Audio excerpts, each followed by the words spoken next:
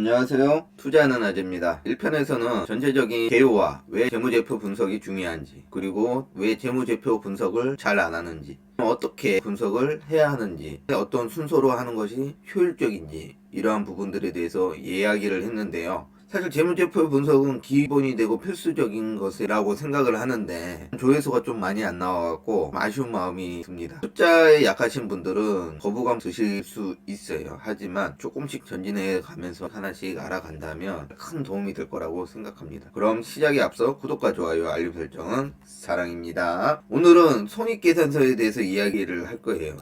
중요한 항목들이 어떠한 개념인지, 그리고 어떠한 부분들을 중점으로 봐야 되는지, 어떻게 분석을 하는 것이 좋은지, 이런 부분들에 대해서 이야기하도록 하겠습니다. 삼성전자하고 그다음에 하이트 진로에 대한 손익계산서를 보고 예를 들어서 이야기해 보도록 하겠습니다. 앞에서도 말했다시피 재무제표 분석의 순서는 손익계산서, 그리고 재무상태표, 현금흐름표, 그리고 재무제표 주석이라고 했습니다. 그렇다면 가장 중요한 거는 뭘까요? 사람들마다 차이는 있겠지만 필자는 손익계산서라고 합니다. 왜냐하면 가장 기초가 되는 것이기 때문이죠. 요거는 삼성전자 22년 3분기 손익계산서입니다. 매출액, 매출원가, 판매비와 관리비, 영업이익, 가장 중요하고 숫자가 큰 기본적인 것들이 나와 있습니다. 순이익은 지배주주 순이익을 살펴봐야 된다고 했죠. 상장된 기업들은 3개월마다 실적을 발표해야 됩니다. 그 시즌을 어닝 시즌이라고 하죠. 그럴 때는 자기가 투자하고 있는 해당 기업들의 실적에 촉각을 곤두서고 있죠. 노란색만 확인하고 넘어가면 됩니다. 매출율이 76조 나왔는데 매출 원가가 48조, 매출은 2조 8천억, 매출 원가는 5조 2천억 늘었고, 매출 총이익은 2조 3천억 정도 줄었고요. 판매비와 관리비도 1조 5천억 정도 더 사용하게 됐습니다. 그래서 영업이익이 총 10조 8천억 정도 나왔어요. 근데 전년 동기 대비는 한 5조 정도가 차이가 났어요. 그러면 매출은 괜찮은데 비용이 많이 들어갔다. 특히 매출 원가에서 3조 이상 차이가 나기 때문에 이 영업이익이 줄어든 웨이퍼 가격이 급등하면서 매출 원가가 올랐기 때문에 줄어든 것으로 볼 수 있습니다. 지배 지분 당기순이익은 구조가 됐죠.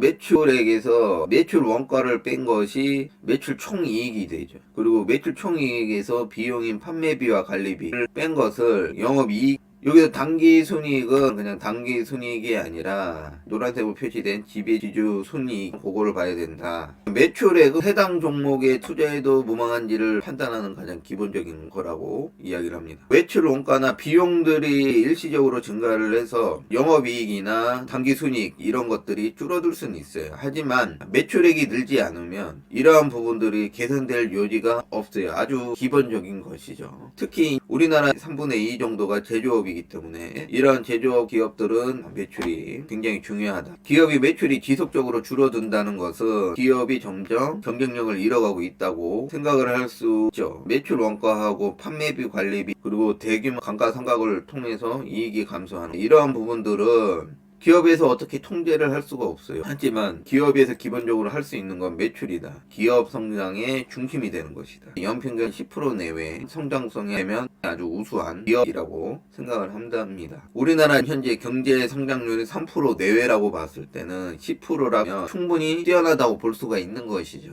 이러한 매출액이 증가하면 그에 따른 기본적인 비용들이 증가를 하게 되죠. 하지만 감가상각비나 고정 비용들은 변동의 폭이 상대적으로 적기 때문에 연평균 매출이 10% 이상 증가하는 기업이라면 영업이익은 그 이상인 15%, 13% 증가할 가능성이 높다는 거죠. 다음으로 영업이익은 단기적으로 기업의 주가에 가장 큰 영향을 미치는 요소라고 합니다. 이렇게 정리를 한번 해봤는데, 보통 투자자들은 매출액이 증가했는데 왜 주가는 안 올라? 영업이익은 증가했는데 이거밖에 안 올라? 할 거예요. 이거는 항상 이렇게 된다는 건 아닙니다. 주식시장은 복잡계예요. 복잡한 여러가지 요소들이 복합적으로 돼 있기 때문에 이분적법으로 이거는 이렇다 저건 저렇다 이렇게 딱 공식처럼 돼 있는 거는 아닙니다. 하지만 이렇게 될 확률이 높다. 여기서 주가에 가장 핵심적으로 반응하는 걸 영업이익이에요. 영업이익이 증가하면 매출액이 감소하고 지배지분당 순이익이 감소해도 주가는 상승 방향이 갈 확률이 높은 겁니다. 반면에 영업이익이 감소하고 매출액하고 지배지분당 순이익 증가를 해도 주가는 하락될 확률이 높다는 거예요. 이 표는 필자가 수십 년간의 주식시장을 보고 대체로 이럴 확률이 높다라고 하는 것이니까요. 참고가 되겠죠. 대부분의 투자자들은 기업의 영업이익을 따지기보다는 호재 그리고 테마 이런 것에 쫓아다니는 투자를 하는 경우가 굉장히 많습니다. 그렇기 때문에 고점에서 잡는 경우가 많죠. 더욱이 가만히 있어도 수없이 많은 정보를 자연스럽게 없는 최근 시장의 흐름 속에서는 뭐 크게 분석을 하지 않아도 이 종목이 좋다 저런 종목이 좋다라는 그런 많이 듣게 되죠. 그래서 우리는 이러한 재무제표나 이런 것들을 생각하지 않고 특별 호재나 테마성 이슈에 대해서 맹목적으로 따라가는 투자를 하시는 경우가 많이 있습니다. 하지만 실질적으로 3년 연속 영업 적자를 낸 기업은 거의 한계 상황에 왔다고 보시면 돼요. 특히 요새같이 금리가 높은 데는 적자가 지속되는 기업들은 부채가 늘어나고 금리에 대한 압박감이 오면서 결국에 상폐에 이르게 됩니다. 이처럼 영업이익은 이 기업이 존재를 계속 할 수 있느냐 없느냐 이런 부분들이랑 연관이 큰 부분이에요. 그래서 2년 연속 영업 적자를 낸 기업들은 웬만하면 걸러야죠.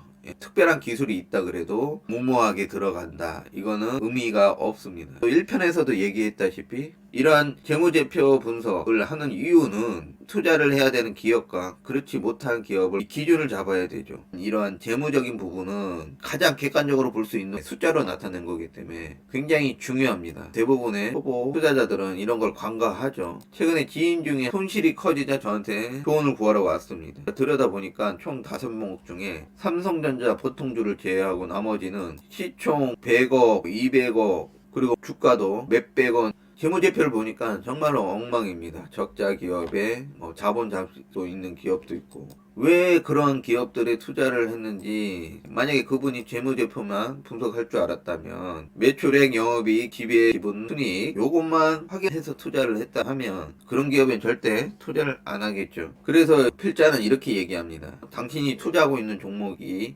상장 폐지를 걱정을 한다면 당신은 이미 투자할 자격이 없다라고 합니다. 우리나라에 상장된 2,800개 기업 중에 우량한 기업들도 많은데 이런 위험성이 있는 기업에 투자할 이유는 없겠죠. 오늘 이야기하는 매출액, 영업이익, 지배지분, 순이익에 중점을 두고 적어도 이 영상을 보시는 분들이라고 하면 내가 투자하고 있는 기업이 갑작스럽게 거래 정지를 당하든가 관리 종목으로 지정을 된다든가 그리고 상장 폐지를 한다든가 이런 일은 없을 겁니다. 어떤 기업이 관리 종목에 지정이 되는지에 대해서 말씀드리겠습니다. 첫 번째, 정기보고서 법정 제출기간이 사업연도 경과 후 90일이라고 해요. 그리고 재무제표를 감사인 확인을 통해서 제출하게 돼 있는데 감사가 부적절 의견 거절 합격을 주지 않는다고 하면 투명하지 않다, 부적절하다. 그리고 자본 잠식이 50% 이상 된 기업들은 관리 종목으로 간다. 그럼 자본 잠식률이 뭐냐? 자본금 빼기 자본 총액에서 자본금을 나누는 겁니다.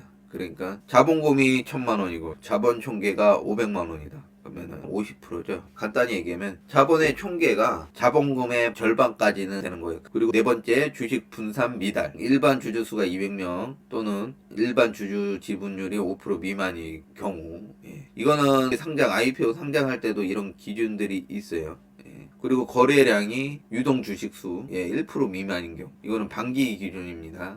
여섯 번째로 지배구조 미달, 사회이사수가 이사수의 총 4분의 1 미만인 경우 그리고 공시 의무 위반, 공시 내용을 어겼을 때 벌점을 받게 되는데 그 벌점이 15조 이상인 경우 그리고 매출액이 미달됐을 때 연 매출이 50억 미만인 경우 지주회사가 있을 때는 그 관계사 매출을 합쳤을 때 55억 미만이 되면 그렇게 됩니다. 그리고 아홉 번째, 주가 및 총 미달. 그러니까 시가총액이 50억 미만인 경우를 30일 동안 지속되는 경우, 그리고 주가가 액면가의 20% 미달이 30일간 지속되는 경우죠. 그리고 회사 자체에서 회생 절차, 파산 신청을 할 경우 이렇게 됐을 때는 관리 종목으로 지정되고요.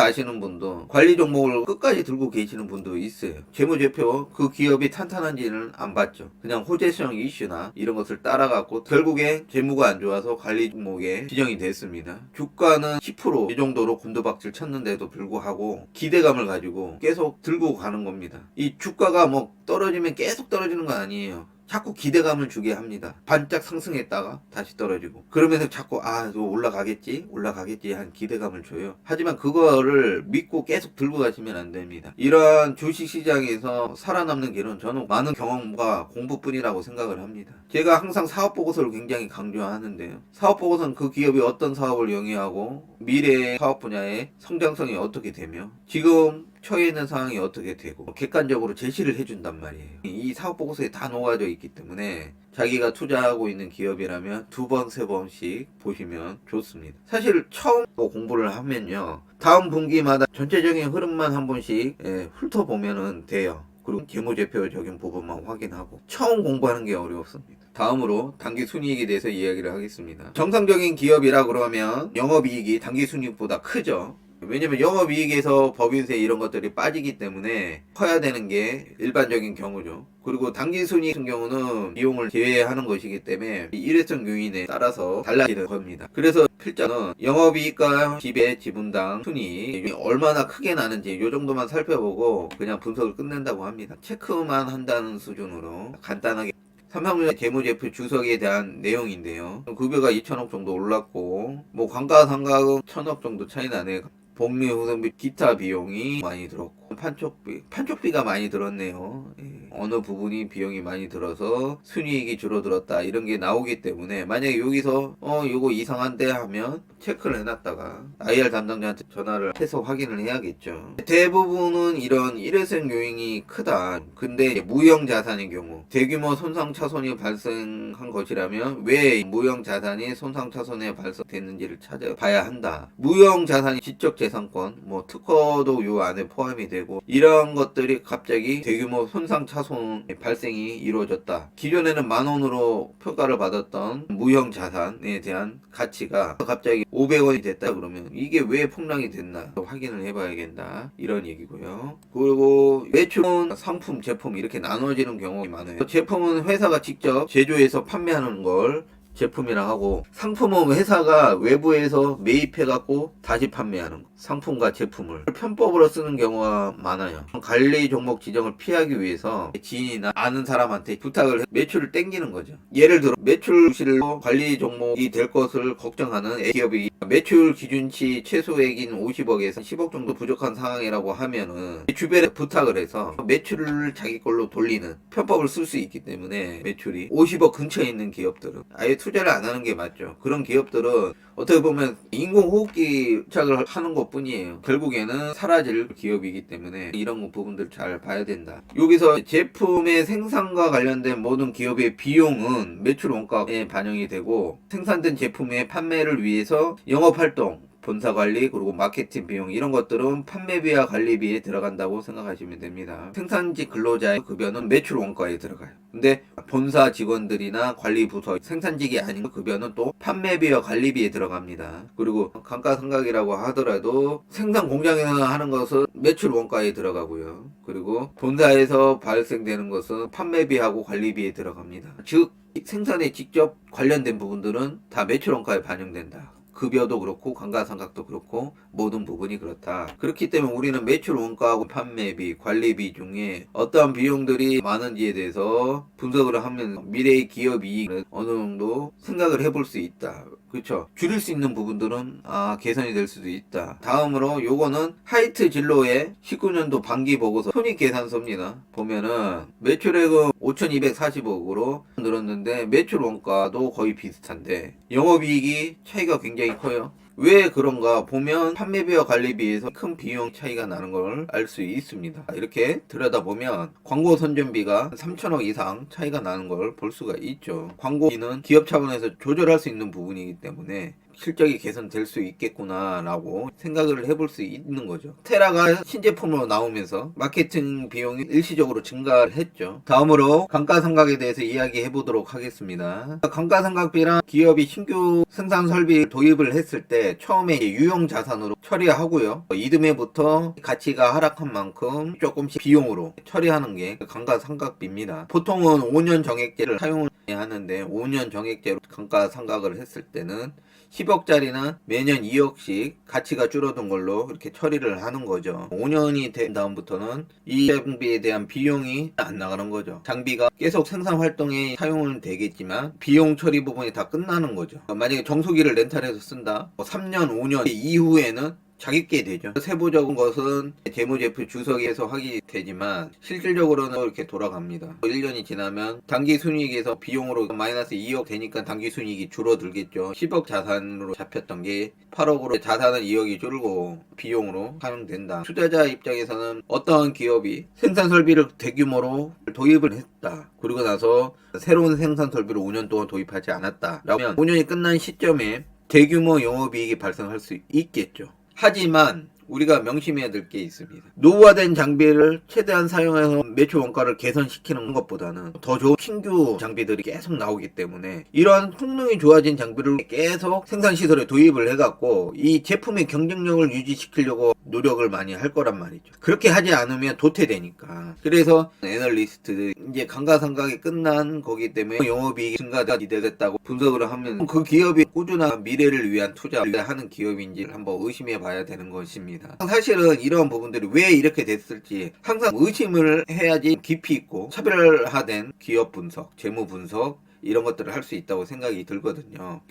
그렇기 때문에 저는 그런 말들은 조금 걸렀으면 좋겠다고 생각을 합니다. 5년 동안 새로운 장비를 도입하지 않았다는 것은 계속 변화가 이루어지는 시장의 흐름 속에서 이 기업이 과연 도태되지 않도록 경쟁력을 가진지는 의심을 해봐야 되는 것이죠. 정상적인 기업이라면 시대의 흐름이나 그 산업의 흐름에 맞춰서 신규 장비나 이런 것들을 계속 도입하고 그에 대한 비용들을 써서 경쟁력을 강화시키려고 하겠죠. 오늘의 내용은 여기까지였습니다. 3편에서는 재무 상태표 분석하는 것에 대해서 이야기를 해볼 거고요. 구독과 좋아요, 알림 설정은 사랑입니다.